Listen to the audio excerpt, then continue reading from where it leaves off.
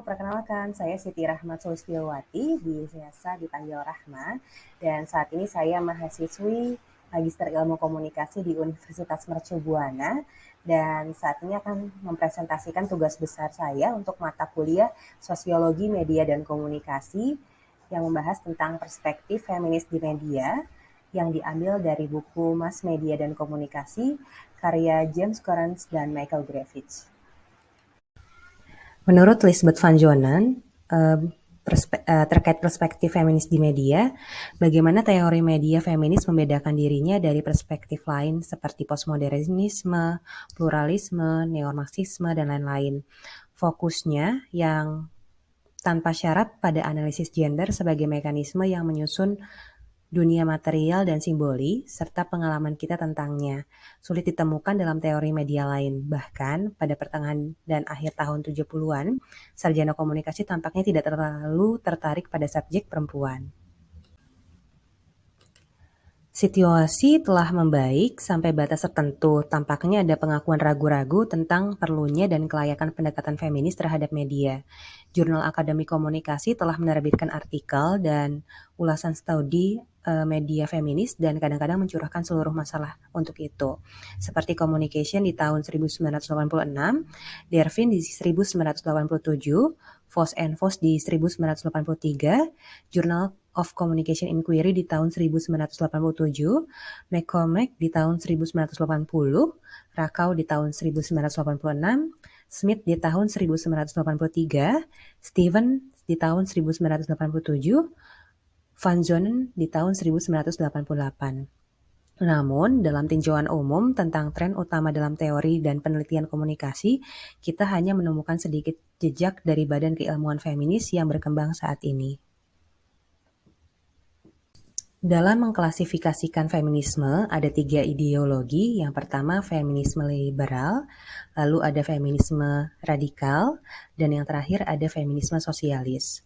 Untuk feminisme liberal, di sini ada prasangka irasional dan stereotip tentang peran alami perempuan sebagai istri, dan ibu menjelaskan posisi perempuan yang tidak setara dalam masyarakat. Prinsip-prinsip liberal umum tentang kebebasan dan kesetaraan harus berlaku juga bagi perempuan. Kesetaraan hak atau feminisme reformis adalah label lain untuk prinsip-prinsip ini yang menemukan terjemahan politiknya dalam upaya untuk mengubah undang-undang. Dalam program aksi afirmatif dalam merangsang perempuan untuk mengambil peran dan pekerjaan non-tradisional dan untuk mengembangkan kualitas maskulin untuk memperoleh kekuasaan. Pembalikan peran seperti itu kurang dianjurkan untuk laki-laki. Solusi yang ditawarkan feminisme liberal ada 2. Pertama, perempuan harus mendapat posisi yang lebih setara dalam masyarakat, memasuki bidang yang didominasi oleh laki-laki dan memperoleh kekuasaan. Dengan jeda waktu media massa akan mencerminkan perubahan ini. Sementara itu, media dapat berkontribusi pada perubahan dengan lebih banyak menggambarkan perempuan dan laki-laki dalam peran non-tradisional dan dengan menggunakan bahasa yang tidak seksis. Sedangkan di feminisme radikal, dalam wacana feminis radikal sendiri, patriarki sebuah sistem sosial di mana semua laki-laki dianggap mendominasi dan menindas semua perempuan dan harus bertanggung jawab atas posisi perempuan di masyarakat. Patriarki ini dipahami sebagai hasil dari kecenderungan bawaan laki-laki untuk mendominasi perempuan, suatu kebutuhan yang ditentukan secara genetis yang pada akhirnya dapat mereka penuhi dengan melatih kekuatan fisik mereka. Feminis radikal telah berada di garis depan dalam mengekspos pelecehan laki-laki terhadap perempuan dengan mempolitisasi isu-isu yang sebelumnya dianggap pribadi, kekerasan seksual, pemukulan istri, incest, pornografi, dan baru-baru ini pariwisata seks dan perdagangan perempuan. Jelas bahwa laki-laki tidak memiliki tempat dalam utopia feminis radikal. Dalam bentuknya yang murni, analisis media feminis radikal belum mendapatkan banyak landasan, akan tetapi banyak unsur juga ditemukan dalam teori lain. Feminisme sosialis memasukkan konsep ideologi patriarki dalam analisis Marxis tentang posisi perempuan tanpa mengambil sikap esensialnya, yaitu keyakinan bahwa perbedaan antara laki-laki dan perempuan pada dasarnya bersifat biologis, juga muncul dalam perspektif feminis lainnya. Feminis Prancis yang banyak mengambil dari teori psikoanalitik telah sangat canggih menemukan perbedaan antara laki-laki dan perempuan dalam struktur yang berbeda. alat kelamin laki-laki dan perempuan mengingat misalnya narasi linier klasik. Sedangkan untuk feminisme sosialis, ini tidak seperti feminisme radikal dan liberal. Feminisme sosialis tidak fokus secara eksklusif pada gender untuk menjelaskan posisi perempuan, tetapi mencoba untuk memasukkan analisis kelas dan kondisi ekonomi perempuan juga. Konsep sentralnya adalah reproduksi kerja dan nilai ekonomi kerja rumah tangga.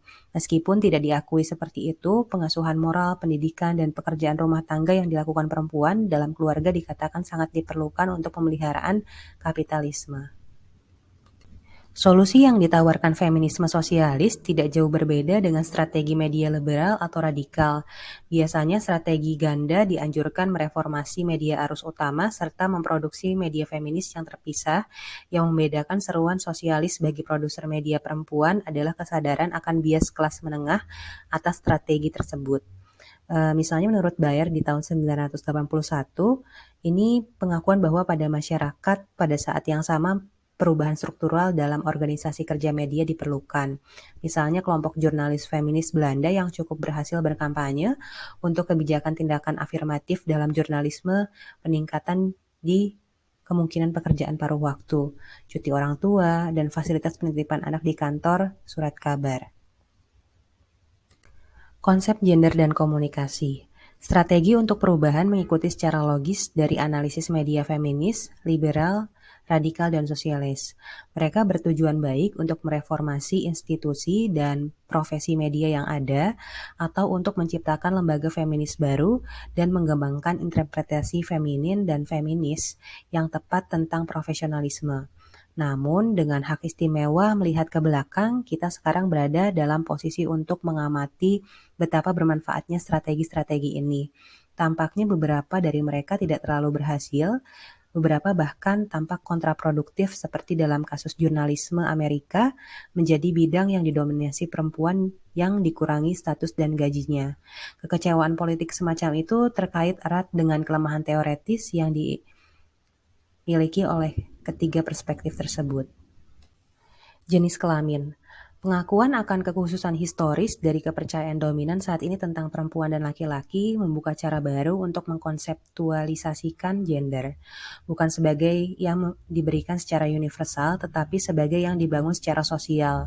Masalahnya kemudian bukan lagi bagaimana mempromosikan jenis feminitas tertentu dalam feminisme radikal atau bagaimana mengabaikan feminitas dan maskulinitas sama sekali seperti dalam feminisme liberal, melainkan untuk menganalisis bagaimana dan mengapa konstruksi tertentu dari maskulinitas dan feminitas muncul dalam konteks sejarah, bagaimana dan mengapa konstruksi tertentu memperoleh dominasi atas yang lain, dan bagaimana konstruksi dominan berhubungan dengan realitas hidup perempuan dan laki-laki. Komunikasi. Wacana feminis liberal, radikal, dan sosialis berbagai perspektif instrumental tentang komunikasi. Media dianggap sebagai instrumen utama dalam menyampaikan nilai-nilai stereotip, patriarki, dan hegemonik masing-masing tentang perempuan dan feminitas. Mereka berfungsi sebagai mekanisme kontrol sosial dalam wacana feminis liberal. Media mewariskan warisan masyarakat yang sangat seksis untuk mengamankan kontinuitas, integrasi, keteraturan, dan transmisi nilai-nilai dominan.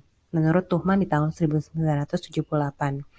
Dan sedangkan feminisme radikal berpendapat bahwa media patriarki melayani kebutuhan masyarakat patriarki dengan menekan dan mendistorsi pengalaman perempuan yang jika diungkapkan dalam bentuk aslinya akan sangat mengganggu tatanan patriarki. Menurut Metlard di tahun 1986. Dan untuk feminisme sosialis berasumsi bahwa media menampilkan skema kapitalis dan patriarki sebagai sistem yang paling menarik yang tersedia. Realisme. Jelas bahwa banyak aspek kehidupan dan pengalaman perempuan tidak tergambar dengan baik oleh media. Lebih banyak wanita bekerja daripada yang ditunjukkan oleh media output. Sangat sedikit wanita seperti femme fatales dari sinetron dan serial mini, dan keinginan wanita terdiri dari lebih banyak daripada perapian dan rumah majalah wanita tradisional. Panggilan untuk citra wanita yang lebih realistis mungkin tampak jelas tetapi cukup bermasalah. Stereotip gender misalnya tidak muncul begitu saja, tetapi memiliki rekan sosial yang mungkin dianggap nyata oleh banyak orang. Jadi penyangkalan umum dari tuduhan bahwa media mendistorsi realitas adalah, tapi banyak perempuan adalah ibu dan ibu rumah tangga. Siapa yang dapat menentukan realitas objektif yang harus ditransmisikan media? Feminis? Mereka terbagi di antara mereka sendiri karena paragraf sebelumnya hanya diilustrasikan secara minimal. Audiens dan kita, dalam model transmisi feminis, halayak tidak memiliki banyak pilihan dan menafsirkan teks media. Entah mereka dapat menerimanya sebagai kenyataan. Dalam hal ini mereka berhasil disosialisasikan. Menurut feminisme liberal, dicuci otak oleh patriarki atau terpikat pada gagasan bahwa apa yang mereka lihat dan baca adalah akal sehat feminisme sosialis. Atau mereka melihat melalui trik-trik yang dimainkan media massa dan menolak representasi hal-hal yang seksis. Patriarki, kapitalis. Tampak jelas bahwa banyak feminis menganggap dari mereka di antara orang-orang tercerahkan yang terakhir mengangkat diri mereka sendiri ke tumpuan tinggi setelah melihat cahaya menurut Winsip di tahun 1987. Kesenjangan yang dalam dibangun antara feminisme kita dan penonton mereka keberatan khususnya adalah sinetron, novel, roman, dan majalah wanita yang menciptakan kultus feminitas dan romansa heteroseksual yang karena media-media ini didominasi oleh perempuan yang mengatur agenda dunia perempuan. Menurut Ely Ferguson di tahun 1983, keyakinan yang begitu kuat tentang nilai atau lebih tepatnya kurangnya media ini bagi kehidupan perempuan sangat mirip dengan sikap patriarki laki-laki yang mengetahui apa yang terbaik untuk perempuan. Feminisme dan kajian budaya. Dari titik-titik kritik terhadap model komunikasi transmisi feminis yang saya paparkan di paragraf-paragraf sebelumnya, muncullah kontur proyek studi media feminis budaya. Meskipun akan sulit untuk mempertahankan keberadaan program teoretis dan empiris yang terdefinisi dengan baik yang dianut oleh mayoritas sarjana komunikasi feminis, tampaknya dibenarkan untuk mengatakan bahwa pendekatan studi budaya mendapatkan momentum mengingat pertumbuhan jumlah publikasi dalam nada ini. Ini menurut Barr dan Dyer di tahun 1987, Brown di tahun 1990, Gaiman dan Marshman di 1988, dan Pribram di 1988, dan Shevlow di 1989. Dari definisi Harding di tahun 1986 tentang gender sebagai kategori analitik di mana manusia memikirkan dan mengatur aktivitas sosial mereka bukan sebagai konsekuensi alami dari perbedaan jenis kelamin atau bahkan hanya sebagai variabel sosial yang ditugaskan kepada orang-orang individu dengan cara yang berbeda dari budaya ke budaya. Konseptualisasi gender seperti itu menyiratkan bahwa maknanya tidak pernah diberikan tetapi bervariasi sesuai dengan latar budaya dan sejarah tertentu, dan bahwa maknanya tunduk pada perjuangan dan negosiasi diskursif yang berkelanjutan hasilnya memiliki implikasi sosial budaya yang luas. Politik media feminis dipertimbangkan kembali. Bersamaan dengan fokus ini, kami telah membatasi perhatian kami kepada audiens wanita tersirat dan aktual dari genre tersebut, lebih sering daripada tidak diambil dari situasi keluarga tradisional. Pengetahuan yang kami kumpulkan sekarang menyangkut kelompok media yang sangat khusus yang dikonsumsi oleh kelompok perempuan yang sangat khusus. Ini adalah fokus yang lahir dari kebutuhan karena ini adalah genre dan audiens yang telah diabaikan oleh penelitian arus utama.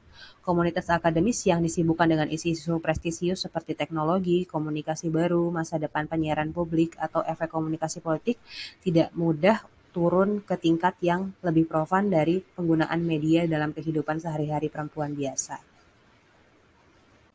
Sekian rangkuman dari perspektif feminis di media yang diambil dari buku Mass Media dan Komunikasi karya James Curran dan Michael Griffiths.